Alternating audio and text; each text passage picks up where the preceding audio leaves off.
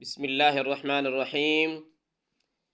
تختی نمبر 3، حروف مقطعات۔ یہ حروف مقطعات قرآن پاک میں اللہ پاک کی طرف سے یہ الفاظ دیے گئے ہیں۔ یہ الفاظ کا یاد کرنا، ان حرفوں کو یاد کرنا موجب برکت ہے۔ تو شروع کرتے ہیں۔ یہ پہلا لفظ الف ہے، اس کے بعد لام ہے، اس کے بعد میم ہے۔ اس کو پڑھتے ہیں الف لام میم۔ اسی کا دوسرا حرف جو ہے وہ پہلے الف پڑا ہے، اس کے بعد لام ہے، اس کے اوپر ایک مد ہے، اس کے بعد میم ہے، پھر صاد ہے۔ تو اس کو ملا کے پڑھیں گے الف لام میم صاد۔ اسی پہلی لائن کا تیسرا حرف الف لام را